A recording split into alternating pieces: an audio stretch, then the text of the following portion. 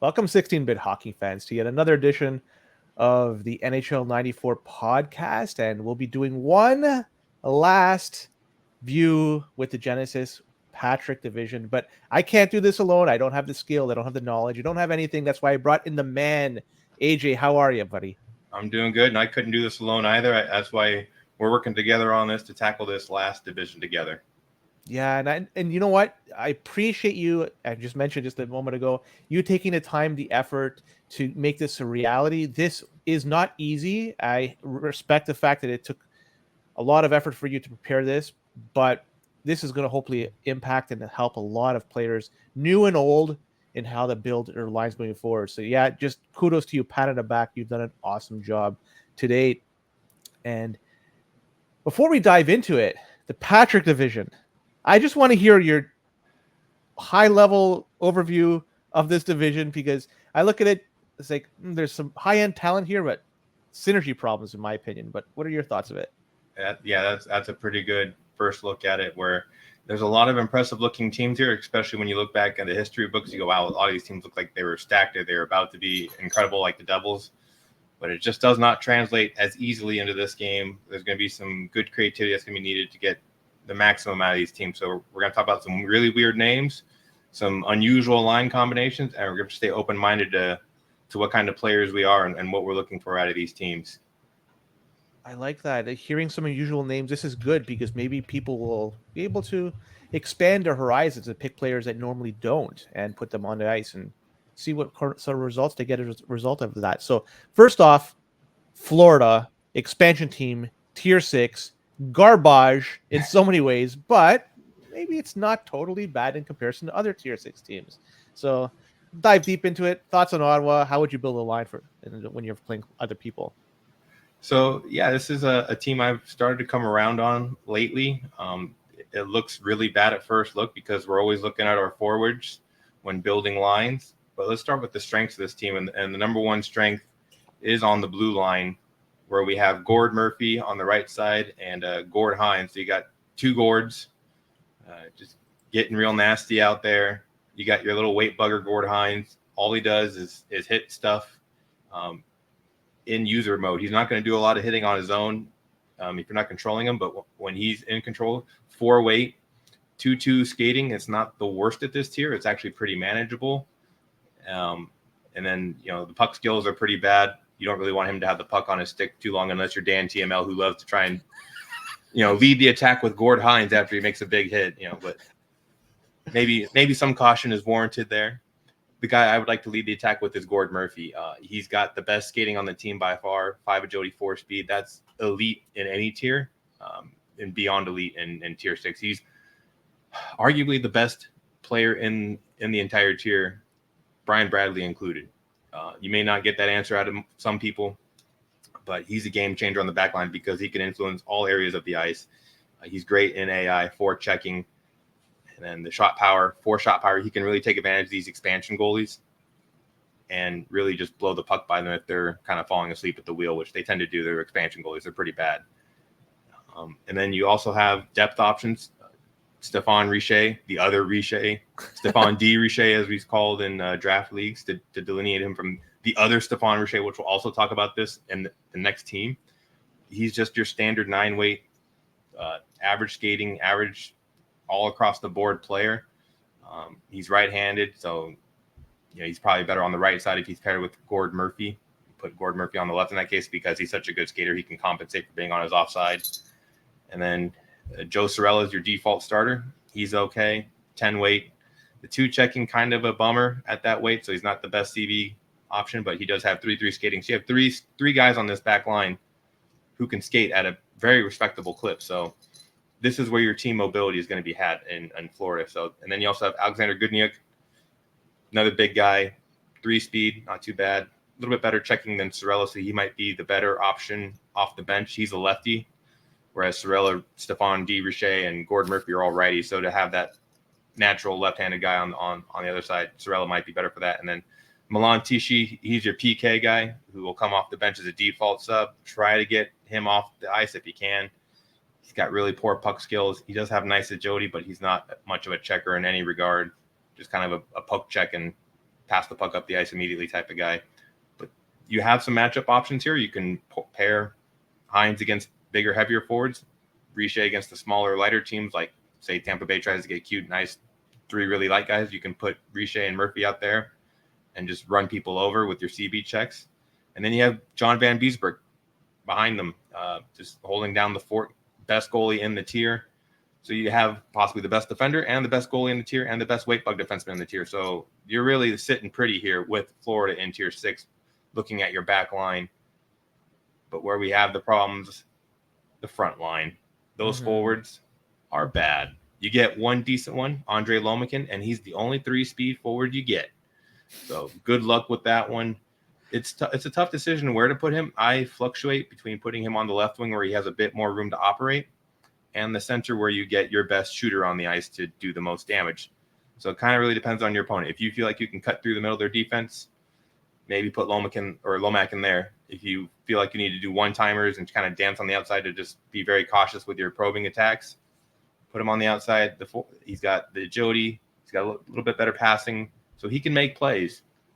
But who he's making the plays to, pretty iffy. Probably Brian Skridlin's your best center option outside of Lomac. Forward Jody's pretty nice. You got to love that. The 2-speed, though, is pretty rough. Low shot power. At least it's fairly accurate. And the forward checking. So he's actually a bit of a CB checking force up the middle of the ice. And he can just knock the other center over on his own, or other defenders or whatever kind of comes across his way. He's a pretty nasty player out there, which at this level, that's all you want is somebody that does something, and he will definitely do it. And then that third forward spot, I tend to go Mike Huff, 2-speed, 3 agility. That's pretty much the best skater left on the roster. Decent enough skills, 3-shot power, you'll take it. 3 passing, 3 stick handling. Again, good enough to put him on the right wing and just let him eat up minutes out there, and maybe you get an odd goal or 2 off of him. You do have some other options. Jesse Belanger, pure weight bug option, just even less skilled than Gord Hines, which is tough to do at the forward spot. One agility is really bad, but best weight bug option you're going to find.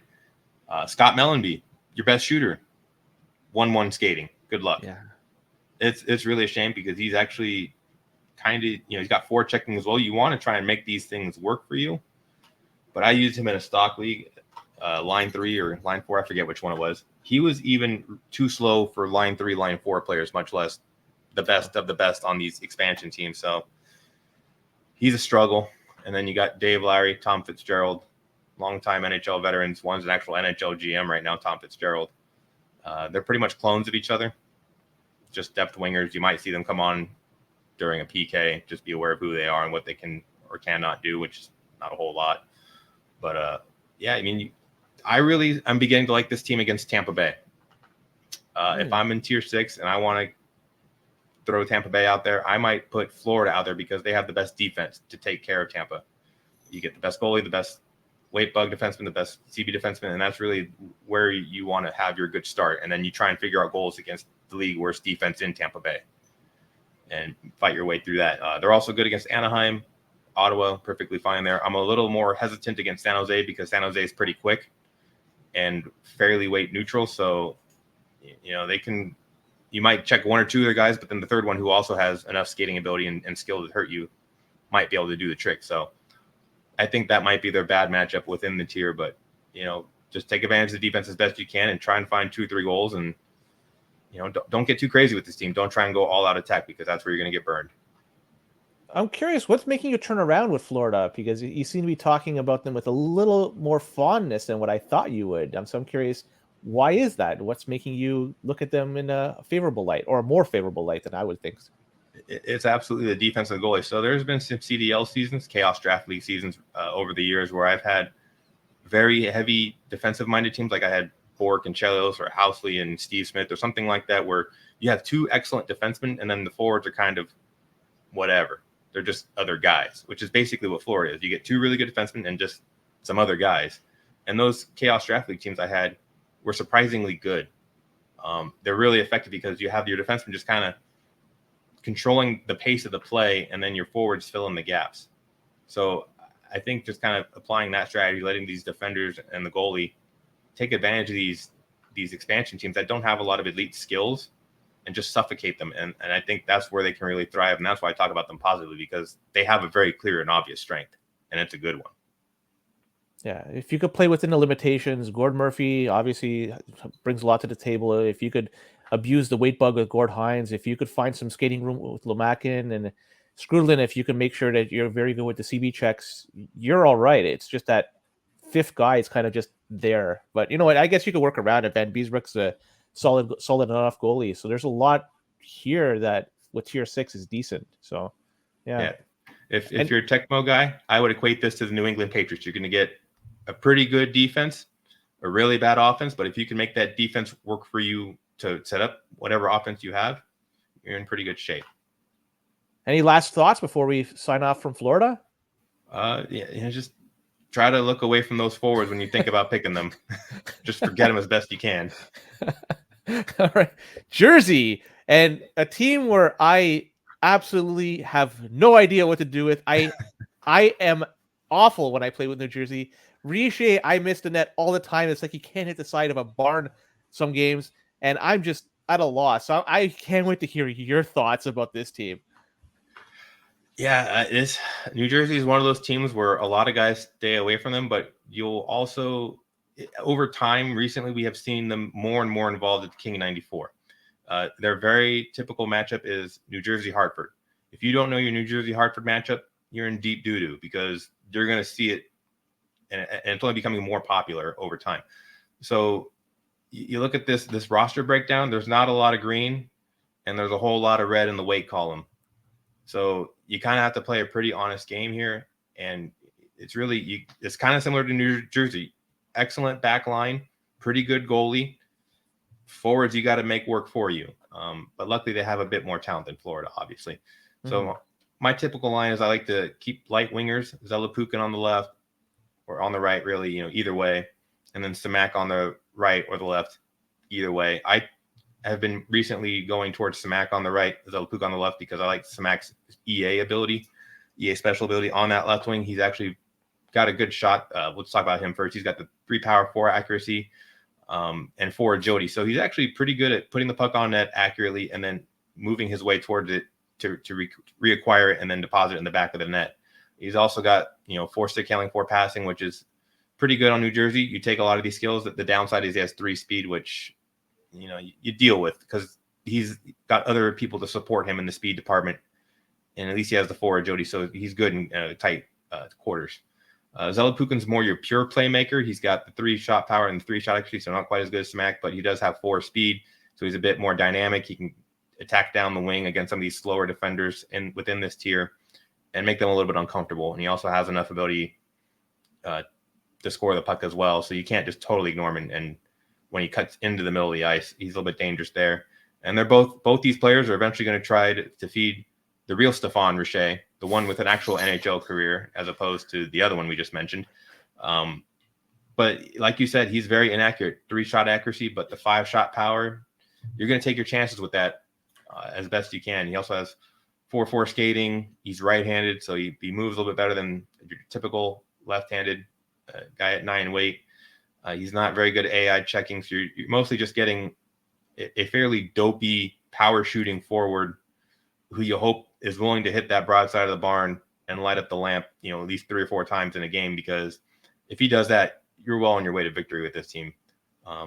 Looking at the bench, it's a lot of really tough options to ice because, they may have some decent attributes, but they usually have something that just takes them out of the equation entirely, like Peter Stastny. He's a little too slow and a little too heavy for his skill set, which is decent, but doesn't have any shot power to make up for it. Claude Lemieux, too heavy, inaccurate shot, the best skater you have on your bench, but he doesn't have the AI checking to really make it worth it. He's only a 3 checker. You might think he'd be better, but he's not. Mm-hmm. Also doesn't have very good stick handling or passing. Bobby Holik, he's not very agile. He's got 4 speed, 10 weight, but 3 agility, so he's pretty tough to move around. No other skills to compensate for it. John McClain, too slow, even though he has a pretty decent shot. Bernie Nichols, too slow and not a good enough shot. So you're really kind of stuck with these 3 guys, unless, for some reason Samak or Zelepukin are really not skating at all, or you get really frustrated with Richer and you try and put John McClain, I guess. But Mhm. not a lot of depth up front. But where you do get your depth is on defense, because these guys are just big monster studs that love to throw their weight around. Scott Stevens, Slava Fetisov, Alexei Kasatonov, all 11 weight guys with 4.4 stick handling and pass rating. So once they get the puck, they're moving up the ice really well. They all got 4 agility. Stevens has 4 speed, Kasatonov 3 speed, Fetisov 2 speed. So there's some pretty clear reasons on who to start and why. And it's, you start Stevens on the right. He's the best skater. He's got 5 checking. He's a super mean. He just crushes people. He's excellent CB checker. He's also got a sneaky good shot with 2 accuracy and 4 shot power. So you kind of got to keep your eye on him.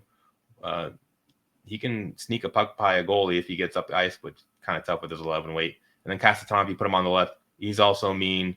We've talked about him in Anaheim before. Excellent number 2 defenseman. I think he really flourishes here. Fetisov's your best sub. 2 speed's kind of a bummer, but he doesn't really get lost up the ice. He kind of holds his area, and then he's excellent at CB checking with the 4 agility and his own 4 check rating. And again, he can move the puck as soon as he acquires it. So he's actually pretty good for a big reserve defenseman. You got Bruce Driver, who's kind of your faux weight bug defenseman. Not a lot of special skills anywhere, but 6 weight, 3-3 skating. You take that at this tier in terms of flexibility in case you're playing Pittsburgh or something and you don't want to ice another big defenseman because Pittsburgh's big. So maybe you throw out Bruce Driver and he's a little bit better fit in that matchup. Rob Niedermeyer, just a depth defenseman, 9 weight, 3s pretty much across the board. Not quite in that all-star state yet that he would be in short order. And then Chris Terreri, probably your best manual goalie in this tier, if not the entire game, aside from Andy Moog. 2 weight, 4 agility. He just flies across the ice when you get him in user control.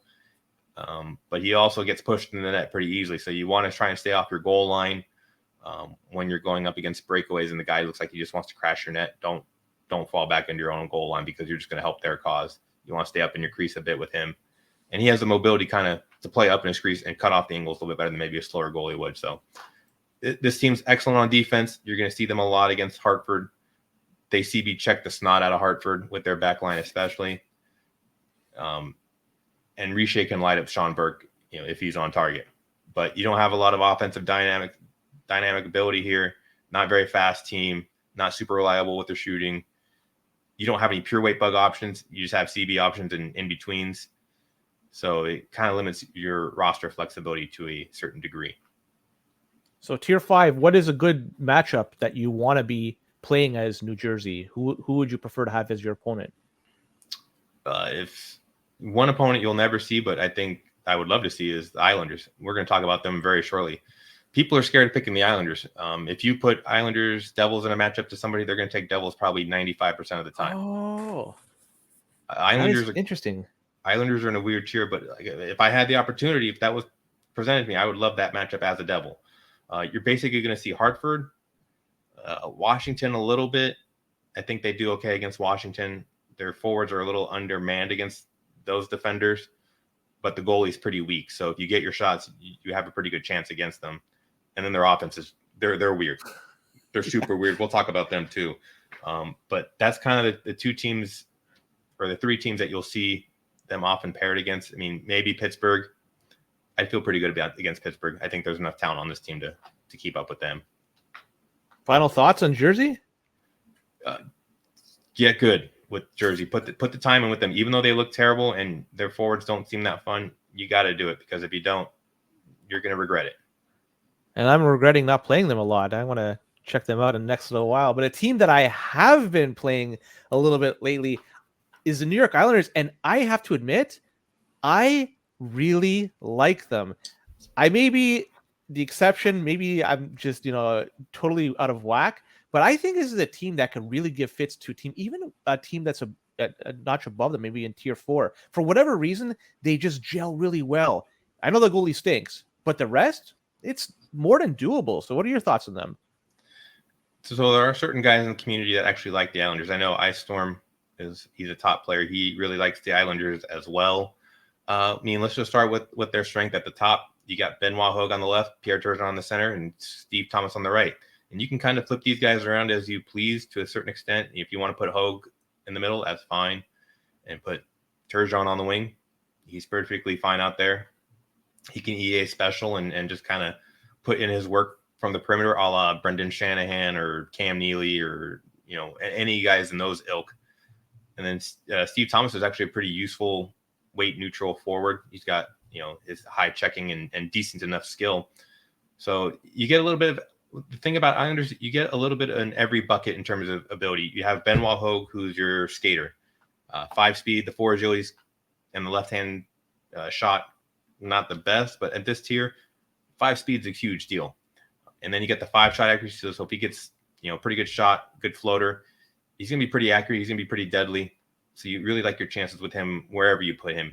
Pierre Turgeon's your smart 5 offensive awareness, powerful and accurate shooter. He's got the 4 shot power, 5 shot accuracy, 4 agility, 4 speed. So he's just like that really top end playmaker or goal scoring slug in the middle. Some people don't like his heavyweight. Some people think he doesn't have enough elite skill otherwise aside from his shot to really be worthwhile. And that's why some people will shy away from the Islanders, because they don't really like Turgeon and Hogue. But if this kind of, feeds your need for whatever you want, they're actually pretty decent once they get to their top end production. And then Steve Thomas, perfect complementary winger, 4 checking. So he likes to go out there and hit stuff, 4-4 skating. You take that and just enough skill across the board to make him a pretty clear third option on this forward line. The rest of the forwards have very clear strengths and very clear weaknesses.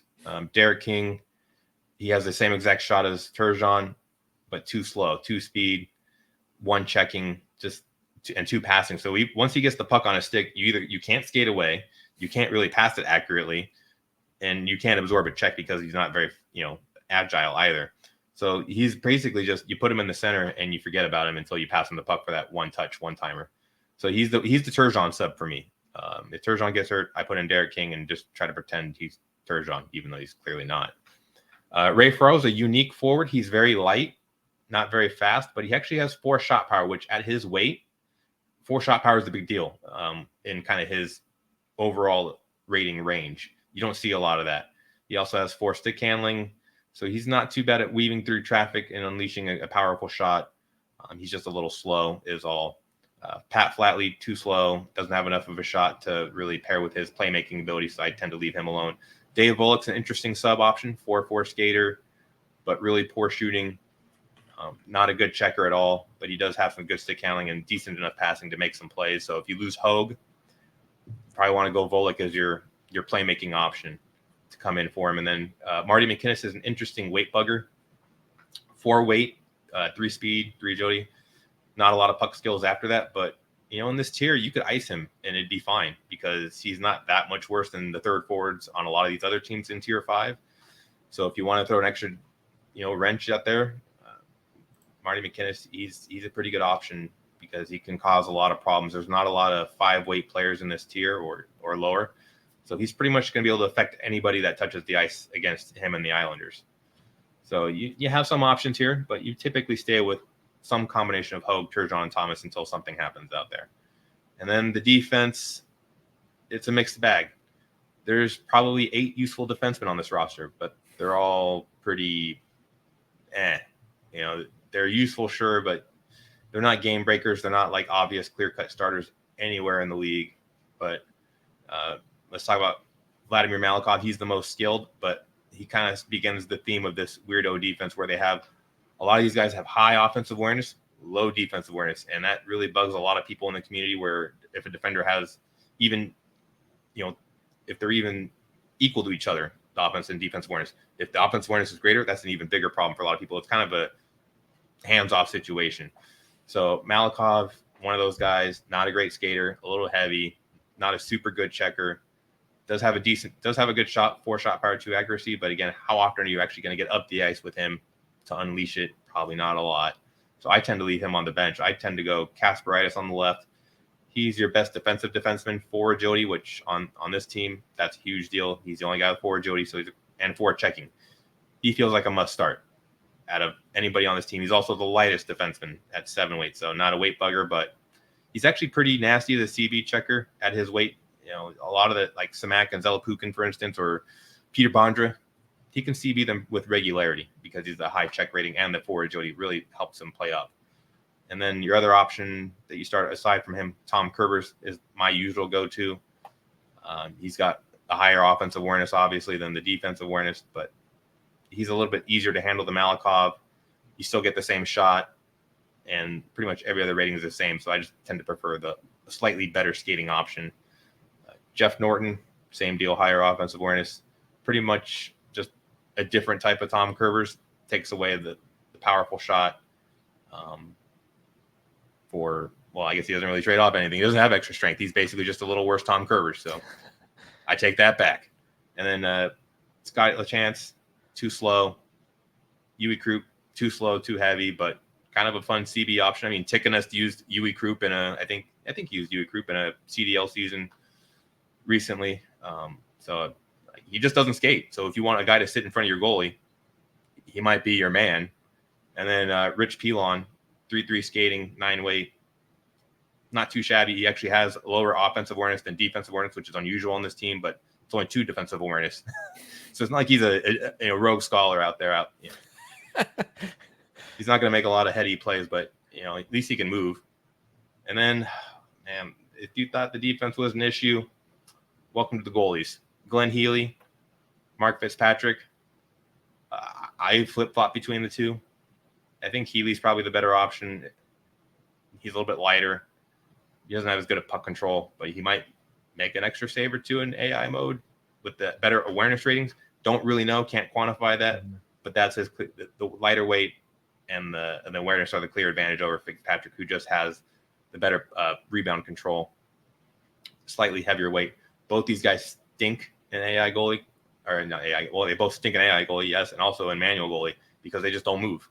If you are a frame late on your goalie controls, trying to switch over on a floater or anything, they're already gone. They're going to that post that they are already moving to. You're not going to get them back to where you want them.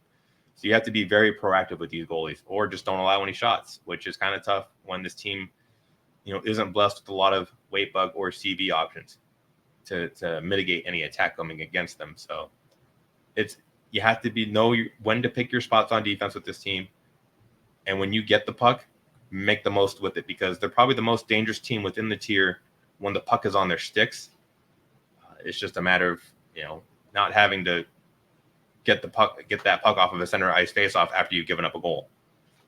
So that's I tend to like this team as well because they have a lot of talent up front, but they're sketchy to pick in a King of 94. You just don't know if you're going to get a bad New York Islanders, especially at home, because they have low home advantage.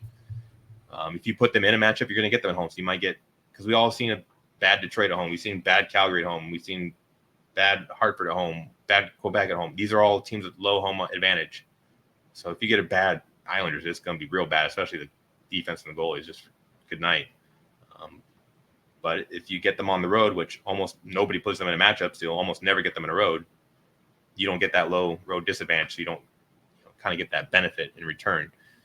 So it's a really tough team to get involved in King of 94. It's a tough team to use in Classic. They're kind of fun in exhibitions. I'll give them that. Yeah, that's where I think they shine, and that's where I tend to play them mostly. So maybe that's why I tend to have a soft spot in my heart for the Islanders. And Pierre Turgeon, I absolutely love him in the middle. I think that he is just dynamite when you could set him up for those one-timers. His shot is just electric in comparison to other. I don't know why, for some reason, I just think that he's just really good in that position. And we didn't talk about Benoit Hogue and the fact that his draft position in the draft leagues has been slowly going down, right? So people have come to realize he's not as good as what was once thought. Is that really the situation with Hogue? That's an accurate point. His draft stock has been falling season over season for several seasons in a row now. But remember, people are drafting Benoit Hogue either to be their number 1 or number 2 forward in a league where most of the teams are pretty even with each other. Benoit Hogue within tier 5, he may have his flaws, yes, but he's a very good player in this tier. Mm-hmm. So we shouldn't undervalue him just because he's not what we want him to be in the CDL, because we're asking him 2 different things in both Mm-hmm. leagues. So looking at it through this lens of tier 5, he's a very good option, and he's very dynamic. There's not a lot of fast skaters within this tier. There's basically Peter Bondra, and that's kind of it. And Bondra's got his own set of issues. If I had to pick between the two within this tier on their teams, I'd probably rely more on Benoit Hogue. I think he's more reliable. That's really good analysis. I never considered it in that respect, for him to be in tier 5 and up against other tier 5 teams and players. That makes sense. So, well, I guess the last thoughts. What are your final thoughts on the Islanders before we go to Manhattan and see the Rangers? If there's a team that you kind of ignore when preparing for King 94, this is one to put towards the back of your list. But they can be a fun wild card because you're pretty much going to get them in whatever matchup you pick. So if you feel comfortable with the Islanders, that could be very useful at a later date.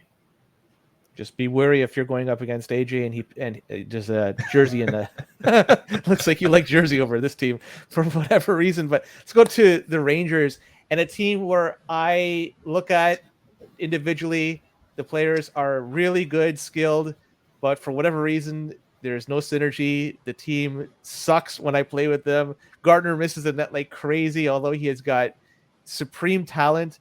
This team makes me pull my hair out. So what are your thoughts on the Rangers? So there was a long time where I was awful with the Rangers. Just terrible. Probably one of my bottom 3 teams. Like, I'd probably rather pick an expansion team than the Rangers. I was so bad with them.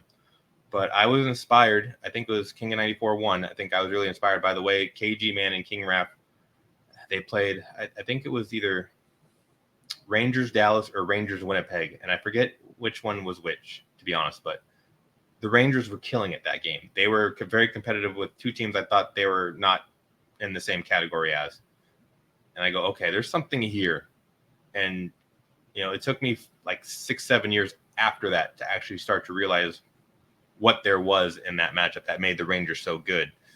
So I'm really happy that they kind of opened my eyes or kept my eyes open to the Rangers. And I didn't forget them. I just finally got around to them somewhat recently. And I tend to really favor the Rangers now, especially within tier 3. I think they have the highest ceiling in tier 3 that can be attained on a more consistent basis. Dallas is kind of tough because you're really relying on the forwards to do a lot of the work, and the defense are kind of an afterthought, whereas the Rangers are more of a team effort. So it's a little bit easier to get that maximum height on that ceiling. So where I like to go is Tikin on the left, not a big surprise. Gartner in the middle, not a big surprise. Here's the big surprise. I've been going Sergei Nemchinov on the right.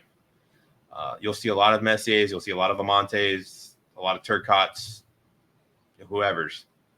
I tend to like Nemchinov. We'll get to him in a bit, but let's start with Gardner. Like you said, he's got his own issues with his shooting, much like Stephane Richer. They have the same exact shot. They cause the same exact amount of headaches, but they can also cause the same amount of joy because, man, can they just blast it by these goalies when they actually feel like hitting the net. And then Gardner's just, the super Saiyan version of Richer, 5 agility, 5 speed, a little bit lighter, 7 weight, 5 stick handling so he can really slice and dice through those defenses, 5 passing so if defense swarms him, he can actually throw the puck off to the side pretty effectively. And he's, with the puck on his stick, he's definitely a top 10 player in the game, maybe even a little bit higher. He's not as good on defense. He's a middleweight with low checking. So you're kind of just trying to chase down the heavyweights, make them feel very uncomfortable. But when it comes to the lightweight players, you're basically just trying to shadow and poke check, trying to contain the other team's attack, and then let your other better checkers eventually rally to the puck and clean it up. You don't want to just go nuts with Gardner and put yourself in bad situations on defense. So he's amazing with the puck on his stick, one-on-ones, one-timers, slap deeks, floaters, crease cuts, behind the net, pass shots, you name it, he can do it. He's amazing.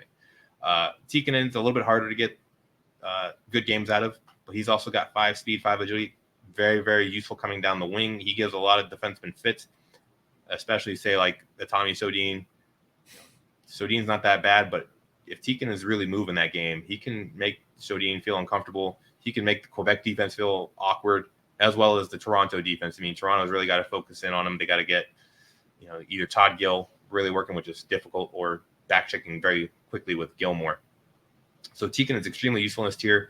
He's just a little unreliable with the shot, 2 accuracy, 4 shot power. So he's basically a defenseman up there with his shooting. But he's got enough puck skills aside from that. He's great on defense, amazing checker. He just crushes everything. I don't feel like he gets into too much penalty trouble, so he's actually pretty good at staying on the ice, which is really nice when a guy's so aggressive like this. And then Sergei Nemchinov, he's just kind of your solid, brainy winger. I mean, he's got some really unique ratings, like 5 defensive awareness. You don't see a lot of 5 defensive awareness as a forward in this game. And for some reason, I think that might be what helps him get into really good positions on the ice. It feels like he's always there to help on defense. It feels like he's always cleaning up trash on offense. He's usually available for an outlet pass. So he just kind of glues the team together, because without him, I was really struggling to figure it out. This team kind of felt like it was everywhere, but he's the glue. And he's got 6 weight, so he's probably your best defensive forward in terms of weight bug ability. He's got 4 checking, so he's nasty. So you like that. And he's got just enough puck skills. None of them are elite. None of them are all that great, but he's just enough to where you give him a job, he's going to do it usually. As long as you don't ask too much of him. You don't give him the puck and try to tell him to go dictate, but when he has the puck on his stick for whatever he needs to do in that, next half second to a second, he's pretty effective. And I tend to like him a lot. I know other people are catching on to him. I know EA used Nemchinov back in ancient history, like in 2007, 2008. Then we got into a conversation about it before a tournament in Minnesota this February race. I mentioned Nemchinov to him. He then picked the Rangers in a matchup against, I think it was Scribe, and Nemchinov scored like 4 or 5 goals and helped them lead him to a win. So, Nemchinov looks kind of weird, but experiment with him. He's actually pretty good. I tend to like him a lot better than Marc Messier as the other support winger on this team. I mean, Messier is clearly the better player in a vacuum, but on this team, I just don't think he works quite as well. He's the heaviest guy on the team that you're going to ice up front, 10 weight, 4 speed. It's good. 5 agility. He's actually a pretty good skater. He's got 5 stick handling, 5 passing, 5 checking. Dude is loaded with amazing ratings. Very poor shooter, though, and he's not a great puck carrier. And you'd rather give the puck to Tikkanen or Gartner anyways because they're more dangerous. So I don't have a lot of utility for Messier on this team, but he's probably my first sub off the bench if something goes wrong. And then you have a lot of very similar guys after that. You have Turcotte, Graves, Amante, very similar players. You could probably put all in the same bucket. Ed Olszek's your best, CB forward. He's actually fairly decently skilled, but he's a little slow for this line, so I tend to leave him out. And then Phil Bourque, just be aware of Phil Bourque. He's a PK sub on the left wing when Tikkanen goes to the box. He does have 4 speed, but not a whole lot else to go with that. So I tend to sub him out for Nemchinov or whatever right winger you may be using to get Bourque out of it, because he's not suited for this tier, even in a PK role. So those are the forwards I roll with, the top 3, and then Messier is kind of my number 4. And then the defense, I like the defense here. It's really natural. You got Leach, your weight bug defenseman on the left, and your right-handed CB checker James Patrick on the right. Super clean duo, really complement each other well. Leach has a ton of skill. So the weird thing about Leach that keeps him from being a legit number 1 defenseman, I think, is his lack of speed. He's got 3 speed, but 6 agility. This is a super unique situation here, skating wise. So he's very useful in creating breakout passes because he can gather the puck, dodge that first check efficiently, and then move the puck up the ice with his 5 passing. The thing you need to watch out for with Leach is if you get too close to the guy receiving the pass, his passes just zoom off his stick, and the puck will just explode up in the air, and you don't know what's coming back the other way because the other team might get it and might catch you flat-footed. So longer the passes, the better with Leach, especially from your own zone. Just keep that in mind. He's not an excellent shooter, so I wouldn't try and get his shot involved or try and get him involved in a deep game. Just whatever offense comes his way, let it come naturally. Don't force it. James Patrick, excellent CB check defenseman, 4 checking, 4-4 skating. He could be a number 1 in his own right, and he's got good enough puck handling skills. He makes great breakout passes as well. So I think this is a much higher end defensive pairing than Dallas, and that's where they really set themselves apart, I think. Kevin Lowe's excellent number 3 defenseman, agile, good checker, no real weaknesses in his game. Excuse me, other than he's a little bit of a middleweight, so you kind of have to know who you're trying to check and when and why with him.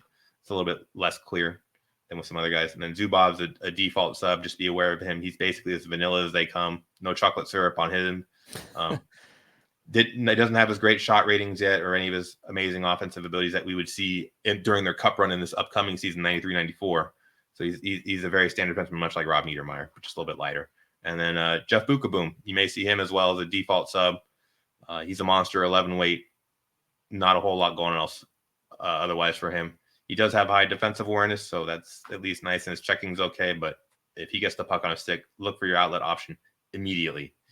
He's got no other skills to compensate for any offensive abilities. And then we see this guy, John Van Beesbroek, again. So we've seen 2 Stefan Richer's, 2 John Van Beesbrooks. A lot of repeats in this playlist. We've seen 2 Mark Fitzpatricks. So basically whatever I said about Van Beesbroek earlier, copy and paste it here. Yeah. Richter, he's basically, same overall rating. I tend to like Van Beesbroek better because he's a little bit lighter at the same agility. He's a little bit smarter with his awareness, and all the other ratings are the same. So that's except for the glove and the stick. Richter has a little bit better save ratings, but I'd rather have the more mobile goalie, especially with manual goalie, because you may take manual goalie a lot with this team because it can be pretty exciting to get them moving forward and trying to score some goals, and they might outskate themselves and leave you odd man in the back where you need to take that goalie because, like you said earlier, the chemistry on this team is not always great. You have to be very aware of what you're trying to do with them, and in my mind, if you take Nemchinov off the ice, you leave yourself more open to those bad chemistry games. So having a good goalie is optimal in that case. Beezer is the starter in this? Like, he's a default starter for the Rangers? Because I can't remember off the top of my head. Yes, Beezer's the starter, Richter's the backup. Okay, that's really good, because if you're gonna then want to go with the letter goalie, if you forget, and it's okay because Beezer is starting. So yeah, this is a team. I never thought about Nemchinov as a option to start. I'm gonna try that out and see if that changes my game. That 5 defensive awareness. I'm wondering if that's gonna change my opinion of the Rangers. It's maybe, as you mentioned, he'll be at the right spot at the right time and be the glue to just make this team gel. So that's really good analysis. I look forward to trying that out. Last thoughts on the Rangers before we move to Philadelphia. I want to talk about in depth, but Rangers, last thoughts. One interesting thing to keep in mind with Nemchinov is he's much slower than Gartner and Tikin, excuse me. So if you kind of want to change up your offensive look, you feel like your opponent's starting to time you up pretty well because you're carrying with Gartner and Tikin a lot. Give it to Nemchinov for a couple plays and let that slower speed, that more deliberate approach, kind of throw off that defense and give them a change up to when you give the puck back to your better players.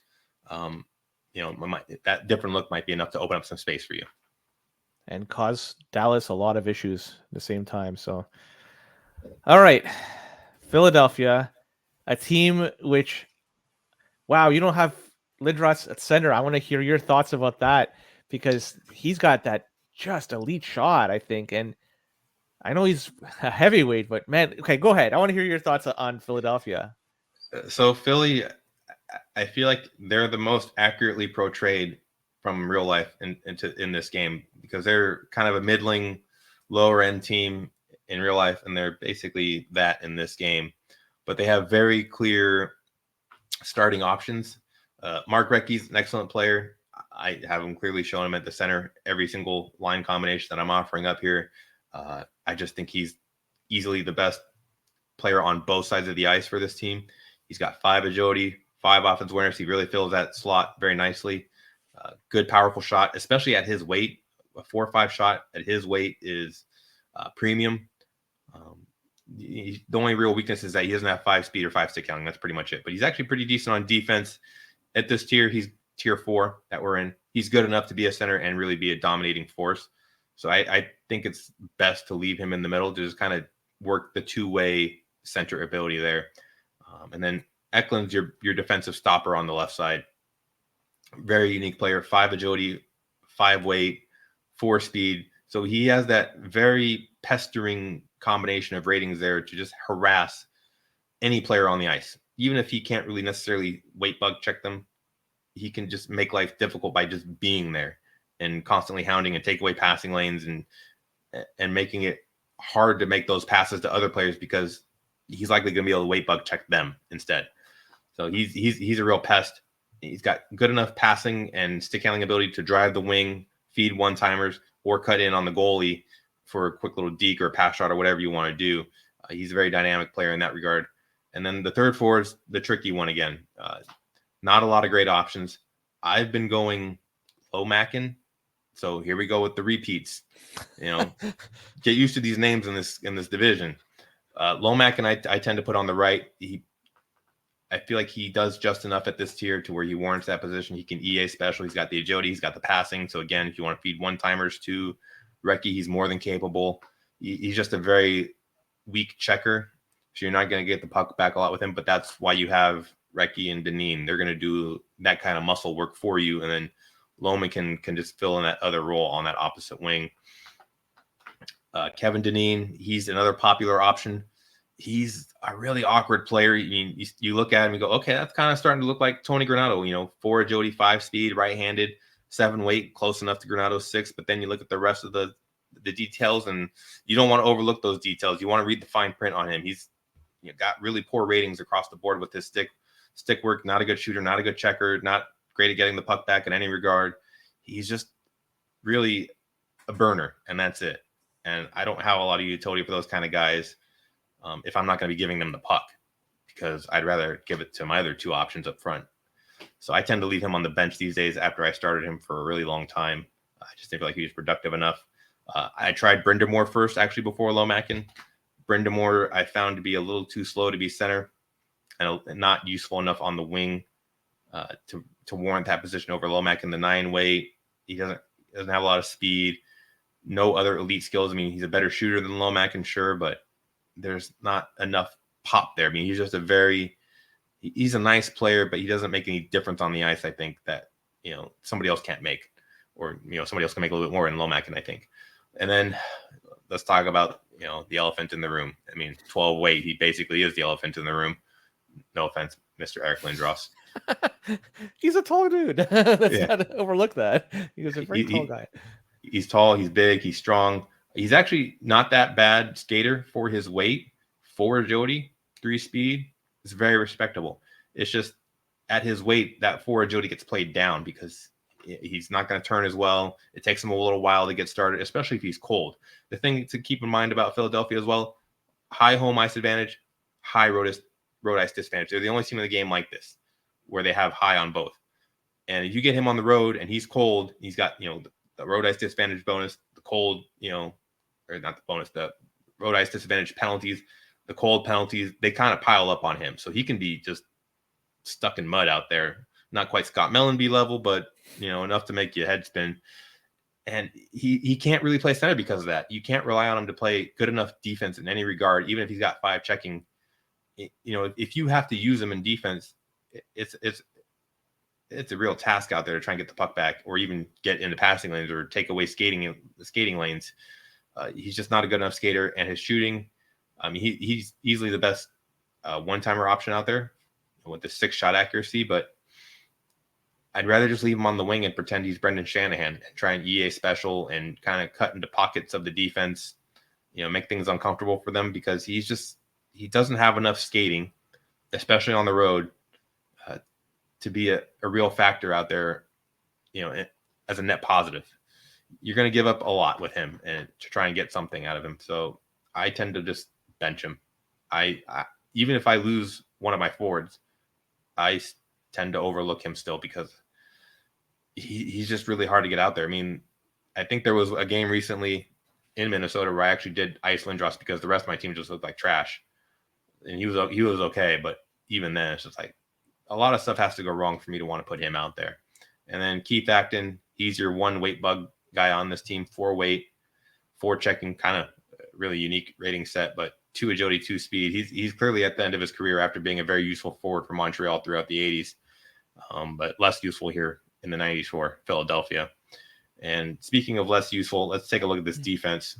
Definitely less useful. I would consider it bottom 5 in the game, maybe worse. And we're talking about a tier 4 team. So that's how much work these forwards are having to do for Philadelphia. Their forwards are probably tier 3 worthy. Maybe if they had a better third forward, you could even talk about low end tier 2, but these defensemen really drag the team down. You don't have a lot of options in terms of diversity. You basically get 2 guys who are exactly the same, and Yushkevich and Hoggood, middleweights who are agile with not a whole lot else going on. You get Gary Galley, who got done dirty in this game. He's a very useful defenseman in real life. I think he actually had 50 or 60 points in this season that the game is based on it, but he's been saddled with 2-2 skating, 2 shot power, 1 accuracy. It's like, what are you going to do with this guy? He's, he doesn't have any other ratings really to offset any of that. And then you have Gord Hines, again, repeats, I feel like a broken record here talking about expansion players. Gord Hines, he's actually pretty useful on this team. I will start him in matchups where I think it's beneficial to have a weight bugger out there as opposed to another middleweight.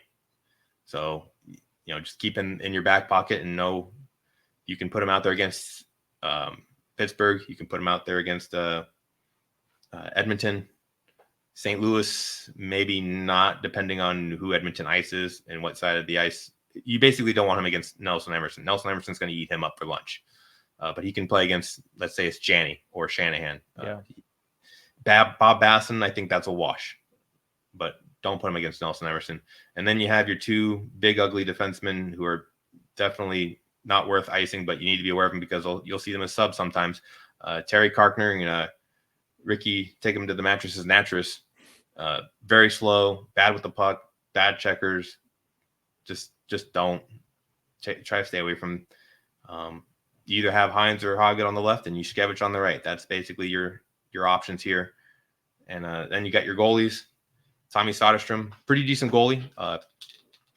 Probably in that tier with Essensa, just below Potvin, probably with Joseph and Barrasso. But I'd say he's maybe the best manual goalie in that tier. 3 weight, 4 agility. Again, you want to keep him off the goal line because he can just get pushed in by heavier forwards, crashing his net. And you want to make sure that you just have him at the top of the crease. He's really snappy. He can cover a lot of ground. Very reliable, even in AI control. He's reliable for the most part. And then Dominic Rousseau, we'll just mention him very briefly. He's one of those borderline starting Chaos Draft League goalies. Pretty even across the board ratings. If you want your just standard no nonsense goalie, he might be good enough to start for you or be part of a rotation.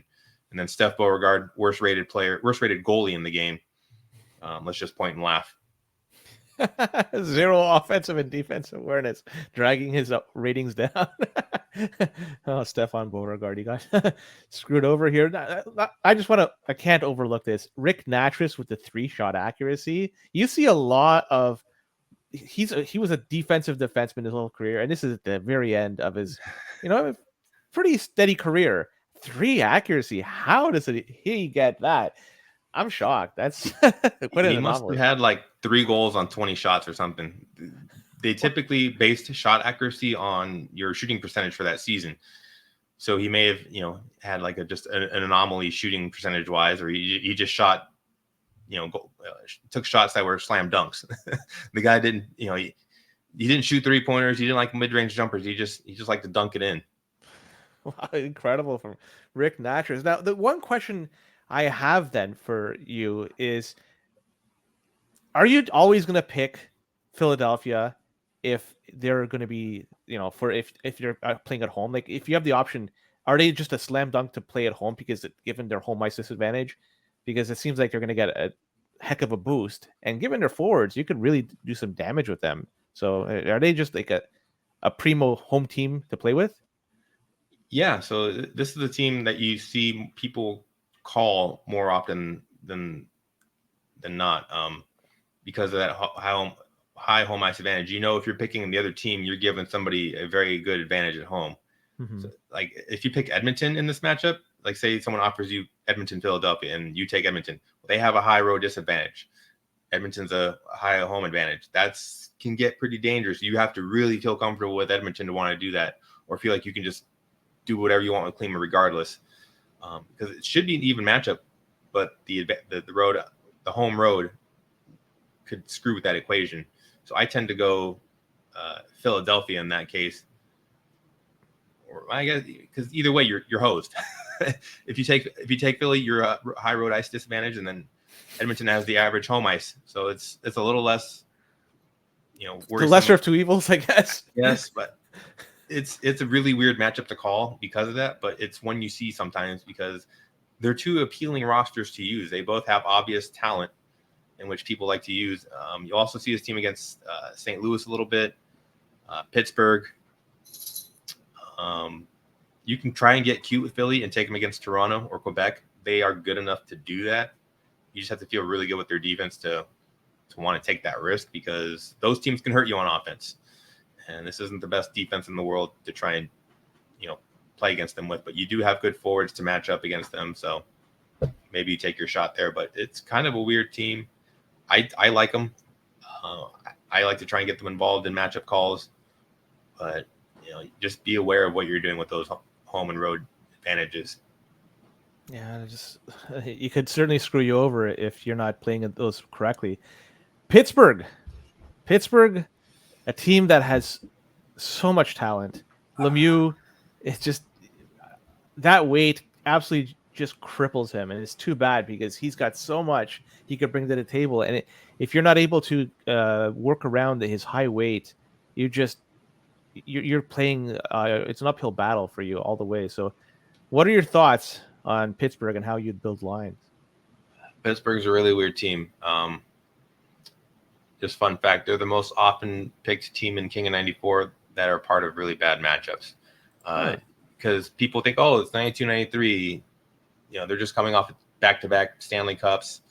Lemieux, Jagr, blah, blah, blah, blah, blah. They're amazing, right? Well, no. So if you're fairly new to competitive 94 and you like to use Pittsburgh against your friends at home or against the computer, let's get this into your message across the board here real quick. Pittsburgh's tier 4. They might even be your tier 5 if you're not good with big teams, because Pittsburgh is a big boy team. They might be the biggest in the game, and that's not a good thing in 94 Genesis wise. And also there's some confusion because in SNES they're arguably the number 1 team. Here they're maybe 16th or 17th if we're being generous. Lemieux, he's clearly the best player. You have to start him. I tend to put him at center. He's got the shots.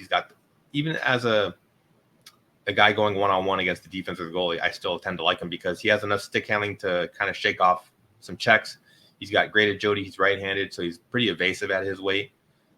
I would personally love to put him on the left wing and just let him be the ultimate EA specialist, but you don't really get that luxury on this team because he doesn't have a lot of support aside from that. So Lemieux in the middle, I think, is your best bet.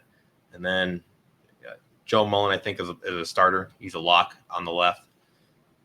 He's easily the lightest and most skilled player on this team that you have left available. There's not a lot of light options. Joe Mullen, 6 weight, but he's got some warts on him. 3 speed. The 4 agility and being right-handed does help. He kind of feels like John Cullen out there with a bit better shot. He's got 5 shot accuracy, but the 3 passing. So you're trying to set up a one-timer center in the middle with a guy who's not much of a playmaker. Mm-hmm. That's kind of an issue with this team. It can be very troubling to try and get those one-timers really flowing, which then leads you to try and put a playmaker on the ice on the other side. So you start to look at Jaromir Jagr. He's probably your first option off the bench. He has the 5 stick handling, 4 passing, so 5 agility and 4 speed. So very elusive, good with the puck, can absorb some checks, can skate through some checks. He's got 4 checking of his own, so he's actually pretty good. If you just leave him on the wing and put him against a lighter player in this tier, he can really muscle up on them very nicely. But he's got just a muffin of a shot. 3 shot power, 3 accuracy. He's not going to do a lot of goal scoring, unfortunately. So he's basically just a passing optional. He's a lesser Mark Messier, and we just talked about how I didn't really care for Mark Messier as a third forward, but your hand's a little bit more forced with the Pittsburgh Penguins starting Jaromir Jagr, because your other options, Kevin Stevens, he's the heaviest forward. That's useful. 4 speed, that looks kind of nice. 5 offensive awareness, that's also pretty nice, but the rest of the package is really bad. 3 agility, just painful to move around on the ice because he's left-handed, not quite as optimal as the right-handers.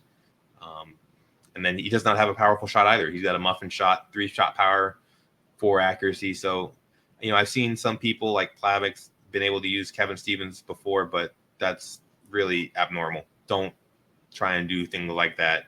Mm-hmm. Because Kevin Stevens, he's basically, you just give him, like Derek King, you just give him the puck for that split second and he better make the most of it because that's all he's ever going to get. And then Rick Tocchet, same deal, 9 weight, but 2 skating, 4-5 shot. So he does have a better shot. But I tried using him before, and he's just too slow. He does not get into the middle fast enough. And if his shot's really not booming, he's not going to score. And then Ron Francis might be your other best bet aside from Jagr, but he's kind of plain. He has 9 weight, so he's a little bit lighter than some of these guys. But 3 speed, that's problematic again. There's not a lot of speed on this team, and you're already icing a 3-speed winger on the other side in Joe Mullen. So having 3 speed on each wing, you start to feel like an expansion team with just super skills, and they're not even that super skilled, to be honest. Because Francis doesn't have the 5 stick handling or the 5 shot power or accuracy or anything. He's just got 4 checking. That's kind of his hallmark. So, yeah. And then Marty Straka, 5 weight. That's your weight bug option, but he doesn't have any puck skills. He's not very fast. You'll see him sometimes get started. Even I will start him on once on a blue moon, but he's kind of out of his class in tier 4. If you get him in a tier 5 matchup, it's a little bit more viable. And then Sean McEachern is just kind of a default sub if you get into too much penalty trouble. 3s all across the board, middle weight. I mean, you could not have a more boring option than Sean McEachern. I'm sorry. The defense, this is where we start to have some better thoughts about this team. Ulf Samuelsson on the left, Larry Murphy on your right. Super obvious starting pair in this game. It's hard to find a pairing more obvious than this one because the rest of the depth behind them is pretty poor. Samuelsson's your best skater. He's a real mean guy back there. You don't want to cross his paths because he's looking to shove a stick up your nose. 5 checking, 5 defensive awareness. He's picking off passes if he's not, knocking your brains out. And then Larry Murphy, he's a cerebral type. Also has 5 defensive awareness. So the unusual combination of 2 defensemen with 5 defensive awareness, and they really lock down that slot. If you don't get too crazy with them, moving them out of position, they are pretty good at picking off passes for one-timer attempts. So that's one really nice thing to have with this team. Larry Murphy's a pretty good puck mover. He's right-handed for agility, so he's okay. Like if he was on a team with lightweight forwards, Larry Murphy would be excellent. But when we're talking about a 10-weight defenseman on a team with a 10-weight center and possibly a 10 or 11-weight winger, and then the other winger is a 6-weight with 3 speed, and he's 3 speed, Larry Murphy is. I mean, you can see how this really starts to add up real quick with this team where it's like, okay, we're really heavy, we're really slow, and we may not have enough skills to compensate for that in our matchups. Your number 1 defensive option if one of these guys gets hurt, Paul Stanton. He's also a right-hander, so you can put him on the right. He's pretty nice out there. He's got 4 passing, 4 shot power, so sneaky shot power. Good enough skater at this tier to be worthwhile. And then the rest of the roster behind that on the blue line is really poor. Peter Taglianelli, trade acquisition from Tampa Bay. Probably should have left him in Tampa Bay. 2-2 skating, 9 weight. I mean, the 4 checking's nice, but there's not much else here to be excited about. Kjell Samuelsson, not related to Ulf. 14 weight. That's a big dude. That's UA group sized. 2-2 skating again. At least he's right-handed, so he's on the more premium side of the ice where you have less depth. 4 checking, again, 4 shot power, but 1 on earth. Are you ever going to cross the opposite blue line with Kjell Samuelsson? But if you ever get a goal with him, that's cool. And then you have a Ramsey. He's kind of my favorite sub after Stanton. 8 weight, 3 agility, 3 checking, pretty vanilla, but I know what I get out of him usually, and it's him usually staying in his zone and just being in the right spot and poke checking. So you'll take that one at this tier with a team like Pittsburgh. And then, boy, if you already had your fill of heavy players, well, you're going to have another heavy player in net. You get Tom Barrasso tied for the heaviest player in net in the game with Darren Pupa and Sean Burke, 10 weight. Luckily, he has 4 agility, so that's not the worst, situation to find yourself in. He's pretty smart, 5 offensive awareness, 5 defensive awareness, very solid with his pads. I noticed he's actually fairly decent against the EA specialists. He really holds his ground because he's so heavy. He just doesn't fall back as far as some other goalies. So that's one thing to keep in mind with this team that's fairly nice to have up your sleeve, but really difficult team to use. Really difficult to find chemistry here. That third forward spot's a real issue because no matter what you do, you're compromising your team setup one way or another. I think Francis has become more popular over time, but Jagr, the 5-stick handling and the 5 agility, it's tough to overlook that. And the 4 speed on a team that's already pretty slow. So you kind of tend to take your lumps with Jagr. But at least this team's pretty smart, so I'll give it that. What's a team that will give this fits? Give Pittsburgh fits? Like if there's a matchup that you just do not want to be Pittsburgh. Within their tier, I'd probably say St. Louis. They have some pretty nasty wingers. They could put out. Even Craig Janney would look good against Pittsburgh because he's low enough weight and he can skate with them. Like they're not going to blow him out of the water. Janney starts to all of a sudden look like a viable winger. You could even put Brendan Shanahan out there and he's just going to blend in with all the big dudes out there. You're not going to be able to weight bug check him probably because you're going to have Shanahan on the left wing against Murphy on the right defensive side. That's not a weight bug matchup. You got to put Samuelson over there to try and get some weight bug checking on him. And then you kind of take your defense maybe a little bit out of their comfort zone to make that compensation. And then, they could put Kurt Giles out there. And Kurt Giles is terrible, but he's light and he skates just well enough to where he can maybe cause some problems for Jagr and Lemieux. And then Brown can just CB check, Mullen. So that's a matchup I don't want to see if I'm Pittsburgh. I also don't want to see anything against Philadelphia. Philadelphia skates too well, and they make their defense look viable because Yuskevich and Hoggett can just weight bug check most of Pittsburgh pretty easily. They also have very dynamic forwards that are tough to contain. I don't want – even Washington's a little weird. Like, I'm a little skeptical of Washington because Bondrick, he also gets played up in that matchup because he's very fast and he can put Pittsburgh on their back heel. So if, Pittsburgh's a little cold and Bondrick's looking a little hot, all of a sudden you're in trouble because also their defense can kind of cater themselves to whatever they want to do. They can either weight bug you or they can CB check your big dudes because, their defense just happens to be even bigger. So there's a lot of matchups I'm not super comfortable with when it comes to Pittsburgh. One that Edmonton also scary because you have to stop Klima. That's tricky. Yeah. But the rest of the matchup's not so bad. But if Klima lights you up, you're done. It's incredible to see the disparity between, and you were talking about it earlier, between Genesis and Super Nintendo, where this team on Super Nintendo is one of, if not the best, and in Genesis, because the weight bug taking into consideration, they're just middle of the pack at best. That's such a huge disparity. It's too bad because this team, coming off 2 Stanley Cup wins in a row, and they gave the Islanders, went to 7 games into overtime, so they did pretty good that year. So just whatever. It's just too bad. So sad for Pittsburgh. Any last thoughts on them? Yeah, if you get spoon-fed a matchup with Pittsburgh and say Detroit, King of 94, just take Detroit. You're not getting fooled. The other guy he's unfamiliar with the scene. That's all. So aside from that, I tend to stay away from Pittsburgh. But and just almost always take the other team in the matchup unless it's like Tampa Bay or Hartford or something. Then okay, Pittsburgh becomes pretty clear-cut choice then.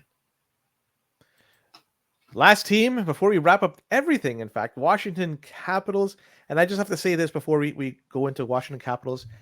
As a team, I don't believe, they are what they are, but I hate them in NHL 94. I have no way to figure out how to build a line. If I ever play with them, I'm at a total loss. The 2 defensemen out there that I throw usually Hatcher and Iafrate, but it looks like you don't tend to do that.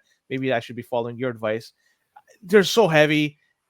Only Bonder's like I could kind of play around with, but I can't stand his low agility. This team, I'll say it sucks. I want to hear your thoughts on them. I don't know if it sucks, but they're probably the weirdest team in the entire game because we just talked about Pittsburgh and you go, okay, well, I understand why they're not so great.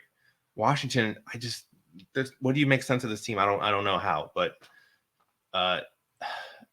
they're one you do need to be familiar with because you will see them in matchups in King of 94. I tried using them in Classic, and I went through so much pain with them in Classic. I actually used every player on their roster just to see how they would work and scored a point with all of them, backup goalie included, just to get a feel for something. Like there has to be an Nemchinov on this roster somewhere, right? Well, not so much. There's some okay players, but nothing that really makes everything just come together so nicely and go, Oh, Washington makes sense. They're my new friend. I'm going to introduce them to my mom and my family, and they're going to be okay. They're not going to make me look silly. No, they're going to make you look silly. But there is some utility here to be had. I mean, Peter Bondra is a 6-speed forward. That's, definitely worthwhile in this game. There's not a ton of 6-speed forwards, but he's got forward agility, so he handles like a truck. And if he's cold, you're never turning left or right with him. You're just staying in straight lines. You're looking like Randy Wood. They're going to look each other in the mirror like Spider-Man, and they're going to have that meme pop up on the Jumbotron.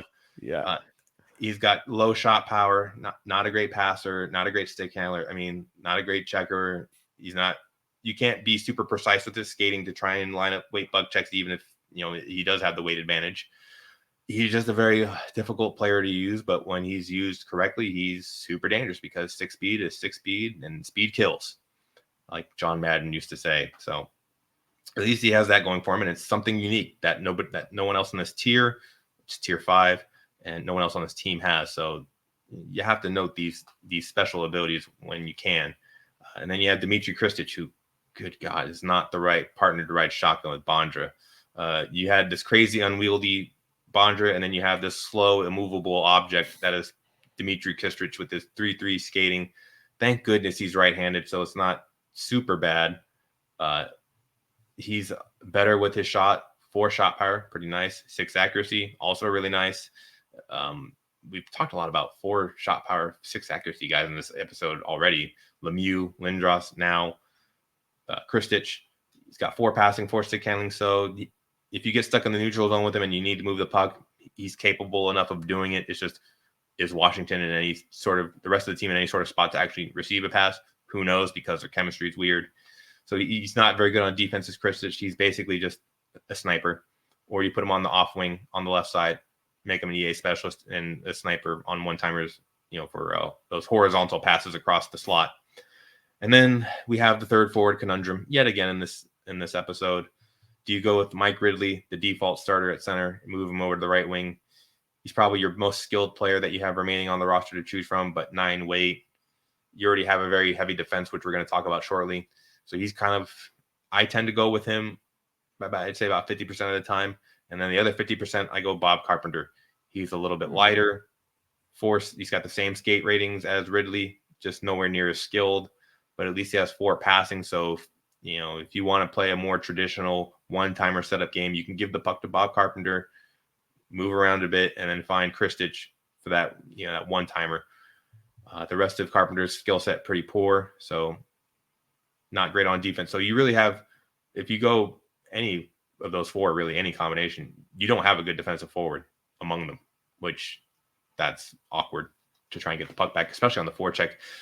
You would like to get a forecheck working with this team because you have this nails shooter at center that you just want to set up for easy one-timers, but you have a real hard time getting the puck back. And there's no weight bug options on this roster. There's no CB options on this roster. There's no other playmakers on this roster. I mean, Kelly Miller, kind of vaguely interesting, 4 skating, 4 stick handling, 4 passing, but 8 weight, not a good shooter, not a good checker. Again, you're not going to get the puck back with him. You already kind of have your 4 skater on the side with Ridley or Carpenter. So he's kind of redundant at this point. Let's see. Michael Pavanka, too slow, even though he's a decent playmaker. Really tough to put on the off wing in this tier. A lot of guys can just kind of skate right by him, and he's not aggressive enough or good enough at getting the puck back to make it worth your while. Pat Elyanek, if Kristich gets hurt, this is my go-to replacement as a sniper. 3 shot power, 5 shot accuracy.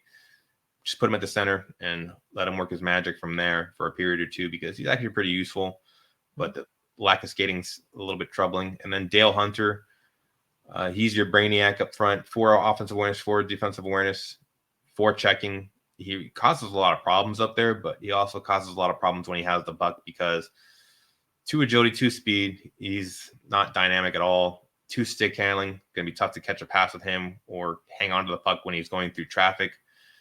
But he's kind of interesting. I think there are certain matchups where you can maybe ponder about putting Hunter out there because he's a Nemchinov light in that he kind of knows where to go, but he's nowhere near as useful as Nemchinov. So I tend to shy away from him a little bit more than the rest. So basically, you have your top line: Kristich, Bondra, Carpenter. And if you want to do one-timers, put Kristich in the middle. If you want to do one-on-one type stuff, put Bondra on the left wing. I think he has a bit better time of it on the left wing. A little less trap for him to try and move laterally through and use that lower stick handling to try and navigate. So that's where you should start, and then move things around as needed. Defense, that's where this team really shines. That's where you can really tailor your line to the opponent, where you have Al Iafrate, who's a must start, CB checking monster, 11 weight, 4 check, 4 agility, 4 speed, really unique set of skills at that weight, 6 shot power and 2 accuracy. So he's actually a little bit better shooter than Al McInnes. He can be kind of fun to get involved on offense. You just got to be very careful and pick your spots, because if you lose him to a check, you're in bad shape, because like I just said, you don't have good forwards to go and get the puck back. You're basically left with your other defenseman and a really poor goalie. And your other defenseman, I tend to go Kalle Johansson on the left, Al Iafrate on the right. I like Johansson. He's a nice, steady defenseman for Jody. He's basically Igor Kravchuk, 9 weight, 4 agility, 3 speed. That's very similar profile to Kravchuk. He's pretty good at moving the puck up the ice as well, with the 4 passing and 4 stick handling. And he could even shoot a jumper himself with the 4 shot power. So he's a pretty useful defender. I think he's a perfect number 2. If you're facing against a bit heavier team, say you're facing against Pittsburgh, I might bench Johansson for Sylvain Cote. Very average defenseman. Not a whole lot going on here other than he's 6 weight in the right-handed shot. So you can put him on the right-hand shot side, Iafrate on the left. That's very natural. And Cote is perfectly fine. He doesn't have a clear weakness like some of these other weight buggers that we've talked about, but he's not as much of a weight bugger as, say, as Gord Hines or something. He's a little less so than that. And then Kevin Hatcher, really confounding player. I've seen him try and get utilized in CDL to various effects over these last few seasons. I mean, he can be surprisingly good. He can also be unsurprisingly bad. 3-3 skating. You could work past it as a defenseman, especially being right-handed, but 12 weight, that's once he gets the puck on his stick, it's open season on him. He can be weight bug checked at the drop of a hat, and you're in real rough shape with him. He's also got a great shot, 5 shot power, 2 accuracy, but it's even tougher to get him up the ice to unleash it. But at least he's a 4 checker, so he's going to knock some people over on his own. And when he does get the puck, he's pretty good at moving it with 4 pass rating. So at least there's that. And then Paul Cavallini is your depth defenseman. You'll eventually see him sometimes as a default sub. 10 weight, 3 agility, 3 speed. Not bad everywhere. Not bad ratings across the board, to be honest. But you might even start him on the Islanders if you had to. But with Washington, he's just a depth guy. You might even start him in Hartford. Who knows? But little not quite as useful here in Washington, but not a bad name to have off the bench. And then Don Beaupre in net. Longtime veteran, but not kind of at the end of his rope here. He didn't have too many more useful seasons after this one. Eventually went off to Ottawa and got lit up. Yeah. Just like any other goalie. Not really his fault. That's just, you played in Ottawa, you got lit up. But in Washington, he's kind of like the last useful goalie in the game, especially in Chaos Draft League leagues or drafts. He's basically the last guy you want to pick, because he's got 4 weight, 3 agility, so he's quick enough. He actually feels kind of good because he's not so fast that he's flying around everywhere. If you want a more controlled, little bit more steady option than, say, Terrari or Moog or something like that, or John Casey, Beaupre's got a little bit more heft to him, and he feels pretty good. And his pad rating's not too shabby. So you feel okay with Beaupre if you're a really good manual goalie guy. If you're not a good manual goalie player, Beaupre is a bit of a liability. You got to really limit the shot attempts, especially in the slot, because he's going to have fits trying to stop them. You want to keep shots to the outside. On the wings, he's decent enough there to where, he'll be fine. But, on a team with bad defensive forwards, defensemen that are pretty useful, but if you, burn yourself by losing the puck with one of them or missing a check, you're all of a sudden in a world of hurt. And it can be tough to get the offense back on this team because, again, the chemistry comes and goes very freely here. They're a very frustrating team to use. Don't be afraid to mix and match your options, because you do have a lot of options that are pretty similar to what you already have on the ice, especially in that third forward spot. I have to give you credit. You tried every player in the lineup to see if there was something on there. So you've scraped the very bottom of the Capitals barrel. Unfortunately, there was nothing to find as a result. And funny, another thing you mentioned, speed kills. And many years ago, when Mike Gardner used to play for the Caps, they used to have hanging, I think it was the Caps center. I think that's the name of the arena they used to have in the 80s. They used to have a banner at the top that said speed kills because Mike Gardner was, fastest skater of the league or one of. And so it was just known that, speed is a big thing, especially in the 80s hockey. So yeah, speed does kill in not just the 80s hockey, but also 1994 NHL. But last thing I just want to ask you, do people tend to shy away from even offering Washington as a choice because just that, it seems to be a pretty crappy team. And it doesn't seem like anybody truly knows how to find a way to build a good line. So are they ever do people tend to shy away from even offering them as an option for matchups? So I would say within this tier, you're going to see New Jersey, Hartford the most. And then you're going to see either New Jersey, Washington, or Hartford, Washington after that. So they're they're more shy than they are with New Jersey and Hartford, but they're less shy than they would be with the Islanders because you almost never see the Islanders in this tier. You'll occasionally see Washington, Pittsburgh. You don't see too many people take Washington up the ladder. Aside from that, I mean, I will admit there are spots you can pick with Washington because if you get good Washington that wants to get along with you, they're really good. They can actually skate with like a Toronto or a Montreal or even a Quebec. They're not gonna get spun around in circles like some of these other tier 5 teams or Pittsburgh, for example. They are dynamic enough with their skill sets where if they're hitting on all cylinders, they can play with those teams. I called Washington Montreal in King of 94 too against King Raff in the winter finals. And I was down a game, so I did it because, if I lose, I don't want to show him a good matchup, and he might think, oh, I beat him, like he's on till he picked Washington. What's going on with this guy? So I'm trying to find a way to squirm into his brain a little bit because he was clearly the better player at that point. I was kind of not in the scene that much for those last 7 or 8 months. I was just kind of showing up to the tournament going, okay, let's just see what happens. And I picked that matchup. He obviously picked Montreal, and we went back and forth, punched each other in the face, up and down the ice, went to overtime, and I snuck away with the game winner with Peter Bondra, who did his normal Peter Bondra things, skate up the ice past the defenseman, do a very simple near post deke move to get that winner. So they did not look out of place that game. I didn't feel like I was at a disadvantage because Montreal's pretty light. They're not super fast. They're not amazing shooters. So I felt like my goalie wasn't at a huge disadvantage in that matchup. I felt like my defenseman could just CB check them if I lined them upright or skate with them at the very least because they're at least mobile. And then the offense, I felt like I had enough offense speed-wise, shot power and shot accuracy-wise with Kristich to at least make Wall think twice about what he's doing out there. It's not just going to be really simple for him. And luckily they were kind of, firing on all cylinders, and they made that game happen and kind of propelled me towards that eventual King of 94 win. So they're a real wild card team.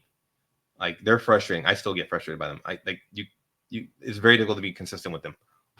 But if you pick your spots and if you know your roster and you know what you're going against, you can surprise somebody with them, and they won't know exactly how to deal with them because they don't see Washington every day, especially against tier 2 or tier 3 teams. They just there's not a lot of game tape. There's not a lot of knowledge. There's not a lot of experience out there against Washington. So they're a team you can sneak up on somebody possibly and make things happen.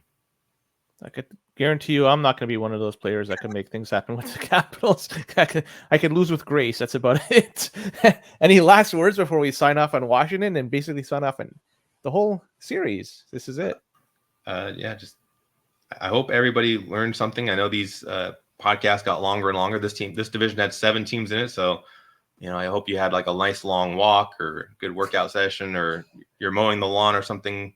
You have a huge 2-acre lawn to mow it with this podcast in the background on. So I hope everybody learned something and enjoyed it. And just want to thank you for helping provide this information to everybody. Because if it wasn't for you, I'd still be harboring all this knowledge in my head, and it would just be on the forums for people to read through. So it's been very positive to help modernize this. And I just want to thank you personally. No, it's my pleasure. This is something I think needed to be done. It was on the forums for some time, but this series, we were able to bring it up to 2024 knowledge. There's a lot of new information. Nemchinov, to be specific, we could use that as the poster child of everything we've learned. But it's been a fun ride, and I want to thank you for participating. This has been awesome. So thanks a lot, AJ, for this. And with that, I think we're done. We are done. That's it. So hope you enjoyed it. Keep your stick on your ice, controller plugged in, and yeah, kick some butt. Take care.